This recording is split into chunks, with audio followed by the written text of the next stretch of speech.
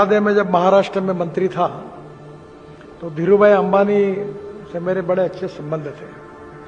मैंने उनका tender reject किया था तो मेरे ऊपर वो नाराज हुए थे। तो मुझे उनको समझाने के लिए मुंबई पुणे हाईवे का टेंडर उनको हम नहीं दे पाए थे। तो मुझे प्रमोद जी ने कहा था कि एक बार इनको मिलो। तो मिला तो बड़े नाराज होकर मेरे ऊपर सुनाने लगे। अब मेरा भी स्वभाव, थोड़ी देर सुनते सुनते मैं भी बोला कि धीरू भाई, अगर मुंबई पुणे हाईवे नहीं बना तो मैं मुझे काट लूंगा, और बन गया तो तुम क्या करोगे। तो उन्होंने कहा देखो मैं कुछ बोलता नहीं, देखेंगे। और इसी से थोड़ा हॉट डिस्कशन हो गया, हमारा बोलना बंद हो गया। बाद में मुंबई पुणे हाईवे बनने लगा। उन्होंने हवाई जहाज से देखा और मुझे बुलाया, और धीरू भाई अंबानी ने मुझे कहा कि मैं हार गया हूं, तुम जीत गए। तो मैंने कहा ऐसा नहीं है, आप हार जीत के ना, आप मेरे पिताजी जैसे हो, अनिल और मुकेश जैसे मैं हूं, क्योंकि मेरी एज उस समय कम थी।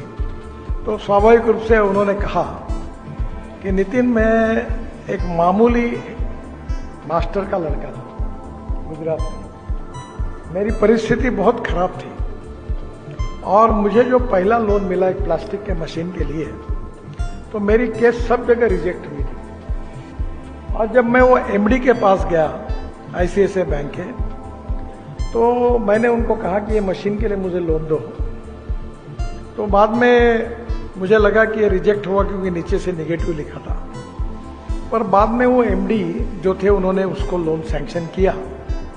तो सैंक्शन किया तो मैं उनके पास गया और मैंने उनको कहा कि आपने ये लोन कैसे सैंक्शन किया, सब तो रिजेक्ट हुआ था। मैं तो आपको धन्यवाद करता हूं, पर आपने क्या देखा।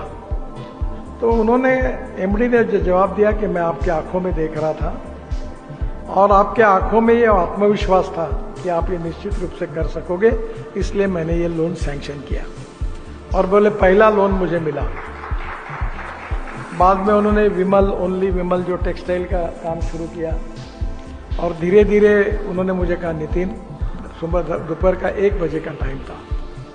अनिल और मुकेश भी दोनों साथ थे, नरीमन पॉइंट में उनका ऑफिस था। उन्होंने मुझे बोला हम खाना खाएंगे, सब साथ बैठे थे। तो उन्होंने कहा कि मैं एक स्कूल मास्टर का लड़का हूं, पर आज मुझे कैपिटल मार्केट ने बहुत बड़ा किया। तो मैंने कैसे बड़ा किया, क्योंकि मुझे ज्यादा जानकारी नहीं थी। उन्होंने कहा कि मैंने इतना नाम कमाया, इतनी क्रेडिबिलिटी और विश्वास कमाया है कि अभी मुझे 5,000 करोड़ रुपए चाहिए। मैं बात कर रहा हूं 98-99 की।